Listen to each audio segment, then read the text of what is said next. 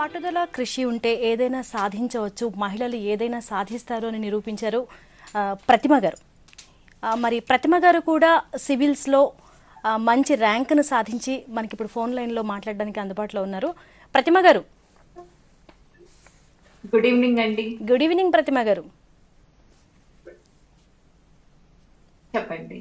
ప్రతిమ గారు, మీకు ఫస్ట్ ఈ సివిల్స్ 2019 ఫలితాల్లో మంచి ర్యాంక్ సాధించినందుకు మీకు హృదయపూర్వకంగా ధన్యవాదాలు, శుభాకాంక్షలు తెలియజేస్తున్నామండి. చాలా థ్యాంక్స్ అండి. ప్రతిమ గారు, మీరు ఈ సివిల్స్ సాధించడానికి ప్రధానంగా మీకు స్ఫూర్తి పొందిన అంశం ఏంటి? స్ఫూర్తి అంటే ఒక్కళ్ళని చెప్పలేనండి. చాలా మహిళా ఐఏఎస్ అధికారుల్ని చూస్తూ ఇంజనీరింగ్ చదివాను. తర్వాత జాబ్ చేసేటప్పుడు కూడా వాళ్ళు చేసే పనులు చూస్తూ నేను అలా ఉండాలి అనే ఒక కోరిక, దాని వల్లే సివిల్స్ వైపుకి నేను మొగ్గు చూపి సివిల్స్ సాధించడం జరిగిందండి. చెప్పాలంటే స్మితా సబర్వాల్ మ్యామ్ గారు, సింధూరా మ్యామ్ ఫ్రమ్ ఆంధ్రప్రదేశ్, వీళ్ళందరినీ చూస్తూ అలా వాళ్ళలా అవ్వాలి అనే కోరిక కలిగింది. ప్రతిమ గారు, మీరు ఒక మహిళ అండ్ అలాగే ఒక ఎంప్లాయీగా జాబ్ చేశారు అని విన్నాము, అలాగే ఒక గృహిణిగా ఉన్నారు. మీరు ఈ రెండింటిని బ్యాలెన్స్ చేసుకుంటూ అటు కుటుంబాన్ని అలాగే ఇటు జాబ్ని బ్యాలెన్స్ చేసుకుంటూ సివిల్స్కి ఎలా ప్రిపేర్ అయ్యారు? మీకు టైం ఎలా దొరికింది? ఎలా షెడ్యూల్ చేసుకున్నారు? మెయిన్ గా చెప్పాలంటే ప్రతి ఒక్కళ్ళు ప్రయారిటీస్ పెట్టుకోవాలండి. లైక్ టైం మేనేజ్మెంట్ కూడా చాలా అవసరము. జాబ్ చేసే టైంలో జాబ్, మార్నింగ్ త్వరగా లేచి చదువుకోవటం, అలా టైమ్స్ తీసేదాన్ని. అండ్ ఈవెన్ నాకు ఫ్యామిలీ సపోర్ట్ కూడా చాలా దొరికిందండి. చాలా లక్కీ నేను ఫ్యామిలీ పరంగా. సో వాళ్ళందరూ నన్ను ఫ్యామిలీ బాధ్యతల నుంచి కొంచెం దూరంగా పెట్టి చదువుకోండి అని చెప్పటం వల్ల ఇది సాధ్యమైందండి. ప్రతిమ గారు, మీరు ఫస్టే సివిల్స్ సాధించాలి అనుకున్నారా, లేకపోతే ఏదైనా ఒక జాబ్ చేయాలి అనుకుంటూ జాబ్ చేస్తూ ఆ తర్వాత సివిల్స్కి వచ్చారా? మీరు టార్గెట్ ఫస్ట్ సివిల్స్ అనే అనుకున్నారా? ఇంజనీరింగ్ అయిన తర్వాత చాలా ఆప్షన్స్ కనిపించాయండి. దాంట్లో లక్కీగా నేను క్యాంపస్ ప్లేస్మెంట్ లో మంచి ఎంఎన్సీస్ లో సెలెక్ట్ అయ్యాను. సో అవి వదులుకోవటం ఇష్టం లేక జాబ్ తోనే చదువుదామనే ఉద్దేశంతో జాబ్ తీసుకొని ముందు అటెంప్ట్స్ ట్రై చేశానండి. బట్ ఫ్యామిలీ నా కష్టం చూసి ఓకే, ఈ 1 year మీరు మానేసి చదవండి అని చాలా ప్రోత్సహించి నన్ను ఈ లాస్ట్ అటెంప్ట్స్ అన్ని ఒక్కొక్క మార్క్ 2 మార్కులతో ఫెయిల్ అవుతూ వచ్చాను. సో ఈ అటెంప్ట్ వాళ్ళ సపోర్ట్ వల్ల ర్యాంక్ వచ్చిందండి. మీరు మీ కుటుంబం అంతా, మీ ఫ్యామిలీ మొత్తం మీ వెనకాలే ఉండి మిమ్మల్ని సపోర్ట్ చేసింది. అవునండి, ఎస్పెషల్లీ మా హస్బెండ్. తర్వాత మీరు ఇలా ఇన్ని బాధ్యతల మధ్య ఉన్నారు, ఫ్యామిలీ సపోర్ట్ చేసింది, కానీ మీకు సబ్జెక్ట్ పరంగా ఎవరు గైడ్ చేశారండి? పలు లైక్ వెబ్సైట్స్ ఉన్నాయండి. వెబ్సైట్స్ పరంగా చూసుకుంటూ ఉండేదాన్ని. కరెంట్ అఫైర్స్ కానీ, ఎలా చదవాలి, టెస్ట్ సిరీస్, ఇవన్నీ. అండ్ ఎస్పెషల్లీ ఈ సివిల్స్ రాసే టైం చాలా ఎక్కువ అండి. 1 year 2 years ప్రిపరేషన్ టైం పడుతుంది. ఈ టైంలో ఒక మనతో పాటు ప్రిపేర్ అయ్యే ఫ్రెండ్స్ ఉంటే చాలా ఉపయోగపడింది. నాకు ఎస్పెషల్లీ ఒక ఫ్రెండ్ ఉన్నారు. సో తను నేను అప్స్ అండ్ డౌన్స్, చదువుకోవటం, ఫెయిల్ అవటం, చదువుకోవటం, ఇలా చేస్తూ ఉండేవాళ్ళం. అండ్ చాలా ఇన్స్టిట్యూట్స్ వాళ్ళు కూడా మేము ఏదన్నా కావాలి అని అడిగినప్పుడు హెల్ప్ చేశారండి. ప్రతిమ గారు, ఇప్పుడు సివిల్స్లో మనకి చూసుకుంటే ఇప్పుడు మెయిన్స్ ఉంటుంది, ప్రిలిమినరీ ఉంటుంది, అలాగే ఇంటర్వ్యూస్ ఉంటుంది. మీరు ఎలా షెడ్యూల్ చేసుకున్నారు వీటిని? నా preparation prelims and mains combined గా ఉంటదండి. ఎందుకంటే ప్రిలిమ్స్ లో కరెంట్ అఫైర్స్, మెయిన్స్ లో ఆన్సర్ రైటింగ్స్ లో కూడా ఉపయోగపడతాయి. సో ప్రిలిమ్స్ రాసే ముందు కరెంట్ అఫైర్స్ బాగా నోట్స్ ప్రిపేర్ చేసుకొని షార్ట్ నోట్స్ పెట్టుకునేదాన్నండి. సో మెయిన్స్ అప్పుడు అవి రివిజన్ చేసేదాన్ని. స్పెషల్ గా ప్రిలిమ్స్ కంటే లాస్ట్ 1.5 month ప్రిలిమ్స్ లాంటి టెస్ట్ సిరీస్ దొరుకుతాయి మనకి. సేమ్ ఎగ్జామ్ లాగే ఆల్మోస్ట్ 70-80 టెస్ట్లు చేసేదాన్ని ప్రిలిమ్స్ ముందు. సో అదే వల్ల ప్రిలిమ్స్ చాలా ఈజీ అయింది నాకు, ప్రిలిమ్స్ క్రాక్ చేయటం. ప్రతిమ గారు, ఇంటర్వ్యూని ఎలా ఫేస్ చేశారు? ఇంటర్వ్యూ వచ్చేటప్పటికి మాట్లాడటం, మనం చెప్పేది క్లియర్ గా కమ్యూనికేట్ చేయటం రావాలండి. దానికోసం చాలా ఇన్‌స్టిట్యూట్స్ లో మాక్ ఇంటర్వ్యూస్ కండక్ట్ చేస్తారు. అండ్ మన బాడీ లాంగ్వేజ్ లో ఏమన్నా ఇంప్రూవ్‌మెంట్స్ కావాలంటే చెప్తారు.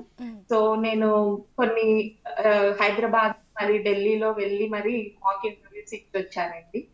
అండ్ వాళ్ళు ఇచ్చిన ఫీడ్‌బ్యాక్ తీసుకొని నన్ను నేను ఇంప్రూవ్ చేసుకోవటం, అద్దం ముందు ప్రాక్టీస్ చేయటం, ఫ్రెండ్స్ కి ఫోన్‌లో నా ఒపీనియన్స్ చెప్పటం, అవి కరెక్ట్ చేసుకోవటం అలా చేస్తూ ఉండేదాన్ని ఇంటర్వ్యూ కోసం. ప్రతిమ గారు, ఇప్పుడు నెక్స్ట్ వెళ్ళబోయే సివిల్స్ కి వెళ్ళబోయే స్టూడెంట్స్ కి మీరు ఎలాంటి సూచనలు సలహాలు ఇస్తారు? నేనొకటే చెప్తా అండి. ఇది లైక్ మామూలు ఎగ్జామ్స్ లాగా 1 మంత్, 2 మంత్స్ చదివితే వచ్చేది కాదు. దీనికి చాలా ఇయర్స్ ఆఫ్ పర్స్యూరెన్స్ కావాలి. సో చాలా అప్స్ అండ్ డౌన్స్, ఎమోషనల్ గా అప్స్ అండ్ డౌన్స్ ఫేస్ చేస్తాం. కొన్ని కొన్ని సార్లు మనమే సెల్ఫ్ డౌట్, నేను చేయగలనా అనే ఒక సెల్ఫ్ డౌట్ వస్తది. ఎవరైనా ఈవెన్ ఫస్ట్ ర్యాంకర్ కూడా అదే ఫీలింగ్ ఉంటది. చాలా సార్లు వాళ్ళు లో సబ్స్ ఫేస్ చేస్తారు. సో నేను చెప్పేది ఏంటంటే సెల్ఫ్ డౌట్ వద్దు ఎవ్వరు. అండ్ పరిస్థితి ఎలా ఉన్నా మీ గోల్ వైపు మీరు చదవాలి. రోజు చిన్న చిన్న టార్గెట్స్ పెట్టుకొని అవి కంప్లీట్ చేయాలి. అదే మెయిన్ సక్సెస్ కి ఫార్ములా అని నేను అనుకుంటున్నా అండి. ఓకే. ఇప్పుడు ఇప్పటికే మహిళలందరూ చాలా అన్ని రంగాల్లో ముందుకు దూసుకు వెళ్తున్నారండి. ఇప్పుడు మీరు ఒక మహిళగా కూడా చక్కగా సివిల్స్ని సాధించారు. మహిళలకి, తోటి మహిళలకి మీరిచ్చే మెసేజ్ ఏంటండి? తోటి మహిళలకి నేను ఇచ్చే మెసేజ్ అంటే మహిళల్లో కొంచెం చూసేది బెరుకుతనం అండి. అదే బెరుకుతనం, లెస్ కాన్ఫిడెన్స్ కనిపిస్తారు. కానీ వాళ్ళకున్నంత abilities, capabilities are equal to men. I mean to say వాళ్ళు ఈక్వల్ టు మెన్. సో వాళ్ళు వాళ్ళ కాన్ఫిడెన్స్ ని బూస్ట్ చేసుకోవాలండి. చేసుకొని వాళ్ళు ఎలాంటి పరిస్థితుల్లో అయినా ఒక గోల్ పెట్టుకొని, ఈవెన్ దే ఆర్ మ్యారీడ్, పిల్లలున్నా వాటికి ప్రయారిటీస్ ఇచ్చి వాటి వైపు నడవాలనేది అది చెప్పాలనుకుంటున్నా అండి. అలా నడవాలి అని. ఇప్పుడు మీరు ప్రజలకి ఎలాంటి సేవలు చేయాలనుకుంటున్నారు ప్రతిమ గారు? నేను ముందు చెప్పినట్టుగా మనం ఎడ్యుకేషన్ వల్లే ముందుకెళ్ళగలరండి. ఎవరైనా ఎలాంటి సోషల్ ఎకనామిక్ బ్యాక్‌గ్రౌండ్ నుంచి వచ్చినా ఎడ్యుకేషన్ ఒక్కటే మనల్ని ముందుకు తీసుకెళ్ళగలదు. సో నేను ఎస్పెషల్లీ ఉమెన్ కి ఎడ్యుకేషన్ వైపు అలాంటి సేవ చేయాలని నా కోరికండి. ఉమెన్ ని ఎంపవర్ చేయాలి. Whether it's education, whether it's their enterprises, ఏదైనా వాళ్ళని ముందుకు పుష్ చేసే ఫ్యాక్టర్ గా నేను ఉండాలి అనుకుంటున్నాను. ప్రతిమ గారు, ఇప్పుడు చిన్న చిన్న కారణాలకి డిప్రెషన్కి లోనవుతూ ఉంటారు. ఇప్పుడు చాలా మందిని మనం చూస్తూ ఉంటాం. ఇది చదవలేదు, ఇది సాధించలేదు అనుకుని డిప్రెషన్కి వెళ్ళిపోయే వాళ్ళు ఉంటారు. అలాగే ఇంకొక చిన్న విషయం అండి, తల్లిదండ్రులు ఇప్పుడు స్టూడెంట్స్ కొన్ని గోల్స్ని ఆల్రెడీ పెట్టుకుంటారు. పెట్టుకున్న తర్వాత తల్లిదండ్రులు కొన్ని కొన్ని మార్పులు చేస్తూ ఉంటారు. నువ్వు అలా కాదు, ఇలా చదువు, ఇలా చదివితే ఇలా బాగుంటుందని చెప్పేసి వీళ్ళు వాళ్ళకి నచ్చింది, తల్లిదండ్రులకి నచ్చింది అడుగుతారు చదవమని. అంటే ఒక రకంగా ఫోర్స్ చేస్తారు అన్నది కొన్ని కొన్ని కారణాల్లో మనం చూస్తూ ఉంటాం. ఇలాంటి సమయంలో తల్లిదండ్రులకి మీరు ఎలాంటి సూచనలు ఇస్తారు? తల్లిదండ్రులకు నేను ఒక్కటే చెప్పాలనుకుంటున్నా అండి. బికాస్ తల్లిదండ్రులు వాళ్ళకి చాలా ఆప్షన్స్ తెలుసు కాబట్టి పిల్లల ముందు ఆప్షన్స్ పెట్టాలండి. ఇదే అని చెప్పకూడదు. ఇలా ఎంపీసీ చేస్తే ఇలా అవుతారు, లేకపోతే సివిల్ సర్వీసెస్ అంటే ఇది, లేకపోతే పెయింటింగ్ చేస్తే ఇలాంటి ఆపర్చునిటీస్ ఉన్నాయి, లేకపోతే యాక్టింగ్ చేస్తే ఇలాంటి ఆపర్చునిటీస్ ఉన్నాయని ఆపర్చునిటీస్ వాళ్ళకి చూపించాలండి. చూపించి వాళ్ళ ఇంట్రెస్ట్ ఏది అని మనం గమనించుకొని వాళ్ళని ఆ ఇంట్రెస్ట్ వైపు వాళ్ళని ఎంకరేజ్ చేయాలి అనేది నా ఉద్దేశం అండి. తల్లిదండ్రులకైతే పిల్లల ఇంట్రెస్ట్ ని గమనించి వాళ్ళని అలా ఆ ఇదిలో ఎంకరేజ్ చేయమని నేను చెప్తాను. అలాగే ఇంకా డిప్రెషన్ గురించి అడిగారండి. ఏదైనా మన లైఫ్ కన్నా ఏ ఎగ్జామ్, ఏ కెరియర్ ఎక్కువ కాదు. సో మనం డిప్రెస్డ్ గా ఎందుకు అనిపిస్తుంది అంటే మనం ఏదో అచీవ్ చేయాలనుకుంటాం, అచీవ్ చేయలేకపోతాం. సో ఆ గ్యాప్ ఏంటి, మన క్యాపబిలిటీస్ లో ఆ గ్యాప్ ఏంటి అనేది ఐడెంటిఫై చేసి దాని గురించి వర్క్ చేస్తూ ఉన్నప్పుడు డిప్రెషన్ అనేది రాదు అనేది నా ఉద్దేశం అండి.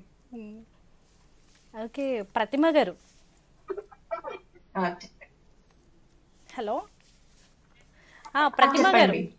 ప్రతిమ గారు, మీరు ఇంటర్వ్యూ ఫేస్ చేస్తున్నప్పుడు క్వశ్చన్స్ అడిగారు, కొన్ని క్వశ్చన్స్ అడిగి ఉంటారు కదా, అది మీరు ఎలా ఫేస్ చేశారు? నేను క్వశ్చన్స్ అడిగినప్పుడు ఆ క్వశ్చన్ ఎందుకు అడిగారు అనేది ఆలోచించాలి. ఒక సివిల్ సర్వెంట్ గా వాళ్ళు నన్ను ఒక అడిగిన క్వశ్చన్ ఎగ్జాంపుల్, నార్త్ ఈస్ట్ ఇండియాలో ఎందుకు ఉమెన్ కొంచెం ప్రోగ్రెసివ్ గా ఉంటారు అనేది. సో మనం ఒక ఆన్సర్ చెప్పకుండా వాళ్ళు ఎందుకు, అంటే లైక్ ఫ్యామిలీ సపోర్టా, లేకపోతే అక్కడ ఫ్యామిలీ సిస్టమ్ లోనే ఉమెన్ కి ప్రయారిటీ ఉందా, ఇలాంటి వెనక రీజన్స్ అన్ని మనం గమనించాలి చదివేటప్పుడు, అది వాళ్ళకి చెప్పాలండి. సో అది అనుకుంటున్నాను. ఓకే ప్రతిమ గారు, థ్యాంక్ యూ సో మచ్ అండి, మీరు మాతో ఇంటర్వ్యూలో జాయిన్ అయినందుకు.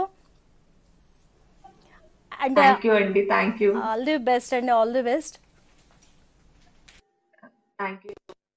ఇదండి సివిల్ సర్వీసెస్లో విజయం సాధించి 2019 ర్యాంకుల్లో విజయం సాధించిన అభ్యర్థుల అభిప్రాయాలను మనం తెలుసుకున్నాం కదా.